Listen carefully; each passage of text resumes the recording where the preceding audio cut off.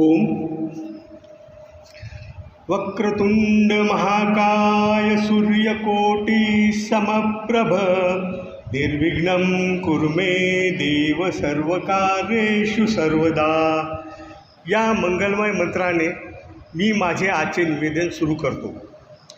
आपण पाहतो की सर्वत्र कुठेही कोणतेही शुभ कार्याची सुरुवात जसे लग्न, मुहूर्त, पूजा, शिक्षण प्रारंभ होते तिथे प्रथम नामस्मरण होते ते गणपती बाप्पाचे.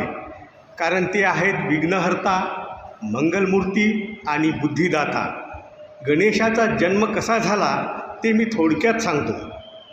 माता पार्वतीने स्नान करताना आपल्या उटीतून हळदी कुंकवाच्या लेपातून एक सुंदर मुलगा निर्माण केला. त्यात प्राणप्रतिष्ठा केली. हाच तिचा लाडका पुत्र, त्याचं नाव ठेवलं गणेश. पण भगवान शंकरांनी त्याला न ओळखता रागात येऊन त्याचा शिरच्छेद केला. पार्वतीच्या आक्रोशाने शंकरांनी हत्तीचे शिर लावून गणेशाला पुन्हा जिवंत केले आणि तेव्हापासून गणेश झाले श्री गजानन. इथे गजानन हे नाव गज अधिक आनन या शब्दापासून तयार झालेलं आहे. गज म्हणजे हत्ती आणि आनन या शब्दाचा अर्थ मुख, चेहरा किंवा तोंड असा होतो. गणेशाची 108 नावे आहेत. त्यात विनायक, विघ्नहर्ता, लंबोदर, सिद्धिविनायक ही नावं प्रसिद्ध आहेत. गणेश या नावाची उत्पत्ती गण अधिक ईश यापासून झाली आहे. गण म्हणजे समूह आणि ईश म्हणजे अधिपती, म्हणून गणेश म्हणजे सर्व गणांचा अधिपती. गणेशाचे रूप हे केवळ सुंदर नाही, तर उपदेशक स्वरूप देखील आहे. गणपतीचे मोठे कान सांगतात जास्त ऐका, लहान डोळे सांगतात एकाग्रतेने पहा. सोन म्हणजे बुद्धी आणि सामर्थ्य, तर मोठे पोट म्हणजे सहनशीलता. श्री गणेश हे बुद्धी, ज्ञान, एकात्मता आणि सकारात्मकता यांचे प्रतीक आहेत. त्यांच्या आशीर्वादाशिवाय कोणतेही कार्य सिद्ध होत नाही. आता गणपतीबद्दलचे काही मनोरंजक प्रश्न व त्याचे गोष्टीरूपी उत्तर ऐकून निश्चितच तुम्हाला आनंद होईल. गणेशाला एकदंत नाव का पडले? महर्षी व्यास हे महाभारताचे लेखक आहेत आणि हे महाकाव्य लिहिण्याचे काम भगवान गणेशाने केले होते. जेव्हा व्यासांनी महाभारताचे लेखन करण्यास सांगितले तेव्हा गणपतीने एक अट घातली की व्यास जोपर्यंत बोलत राहतील तोपर्यंत श्री गणेश लिहित राहतील आणि व्यास थांबल्यास श्री गणेश देखील लिहिणे कायमचेच थांबवतील. ही अट मान्य झाल्यावर गणपतीने व्यासांच्या अखंड बोललेल्या गोष्टी ऐकून महाभारत लिहिण्यास सुरुवात केली. लिहिता लिहिता गणपतीची लेखणी तुटली. आता लिखाणात व्यत्यय नको म्हणून गणपतीने त्वरित आपला दात तोडला व त्याची लेखणी बनवून पुढील लेखन कार्य सुरू ठेवले. गणपतीची ही समयसूचकता, सतर्कता व हुशारी पाहून व्यासमुनींनी त्यांना गणपतीला एकदंत हे नाव दिले. आता गणेशाची प्रथम पूजा का केली जाते?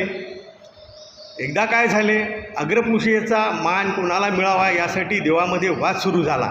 सगळे देवदेवता हा वाद घेऊन महादेवाकडे गेले. महादेवांनी सगळ्यांचे बोलणे ऐकून घेतले आणि एक स्पर्धा आयोजित करण्याचा प्रस्ताव ठेवला. शिवशंकर म्हणाले, सर्व देवतांपैकी जो कोणी विश्वप्रदक्षिणा करून सर्वात आधी परत पोहोचेल त्यालाच अग्रपूजेचा मान मिळेल. सर्व देवता तयार झाल्या आणि आपापले वाहन घेऊन निघाल्या. आता गणपतीचे वाहन होते उंदीर. त्याने विचार केला, आपल्याला ही धावपळ काही जमणार नाही. तो एका जागी बसला आणि विचार करू लागला. शेवटी गणपती म्हणजे बुद्धीची देवता. त्याला एक छान कल्पना सुचली. शिवशंकर म्हणजे जगाचे निर्माते, हे विश्व त्यांचे प्रतिबिंब आहे. हा विचार मनात येताच गणपती उंदरावर आरूढ झाला आणि त्याने शिवशंकराला प्रदक्षिणा घातली. हळूहळू सगळे देव प्रदक्षिणा घालून परत येऊ लागले. त्यांनी पाहिलं गणपती आधीच शिवशंकरासमोर बसलेला आहे. महादेवांना देखील आश्चर्य वाटलं. गणपती कुठेच गेला नाही. सर्व देवता विश्वप्रदक्षिणा करून परत आल्या आणि त्यांनी गणपतीला विचारले, गणराया तू परिक्रमा करायला गेला नाहीस? तेव्हा गणपती म्हणाला, मी परिक्रमा करून परत देखील आलो. देवगण म्हणाले, हे कसं शक्य आहे? तू आम्हाला दिसलाच नाही. तेव्हा गणपती म्हणाला, सर्व विश्व शिव महादेव यांच्यात सामावलेलं आहे, त्यामुळे त्यांना प्रदक्षिणा घालणे हीच एक विश्व परिक्रमा आहे.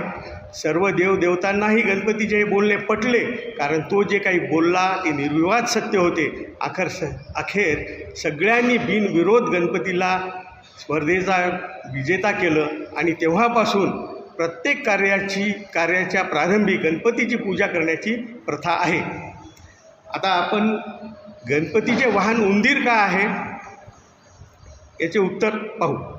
क्रौंच नावाचा एक गंधर्व एकदा इंद्राच्या सभेत सर्व ज्ञानी ऋषी बसले असताना तिथे आला व त्याचा पाय वामदेव ऋषींच्या पायावर पडला. त्यामुळे वामदेव ऋषींनी क्रौंचाला उंदीर होण्याचा शाप दिला. क्रौंच साधा उंदीर नव्हता, तो मोठमोठाले डोंगरी क्षणात पोखरून टाकत असे. तो जंगलात ऋषी मुनींनाही त्रास देत असे. त्याने पराशर ऋषीच्या आश्रमही नष्ट केला. तेव्हा पराशर ऋषींनी श्री गणेशाकडे या त्रासापासून वाचण्यासाठी साकडे घातले. श्री गणेशाने आपला फास टाकून उंदराला पकडले व तू माझ्या आश्रयास आला आहेस, तुला काही मागायचे असल्यास माग म्हणून सांगितले. परंतु मला काही नको, तुलाच काही हवे असल्यास माग, असे उंदीर गर्विष्ठपणे म्हणाला. तेव्हा गणपतीने त्याने आपले वाहन होण्याची इच्छा प्रकट केली. उंदराने ती मान्य केली, पण गणेशाचे वजन पेलून त्याला पुढे चालणे अशक्य झाले. त्यामुळे त्याचे गर्वहरण झाले. तेव्हा श्री गणेशाने आपला भार थोडा कमी करून त्याचे चालणे सुहाय्य केले. अशा प्रकारे उंदीर गणेशाचा वाहन झाला. तर मंडळी, आज आपण श्री गणेशाच्या लीला ऐकल्या. गणपती बाप्पा नेहमीच आपल्या अडचणी दूर करतात, बुद्धी देतात आणि सुख शांतीचा वर्षाव करतात. चला तर शेवटी आपण सर्वजण एकत्र मिळून म्हणूया, गणपती बाप्पा मोरया, गणपती बाप्पा मोरया, गणपती बाप्पा मोरया.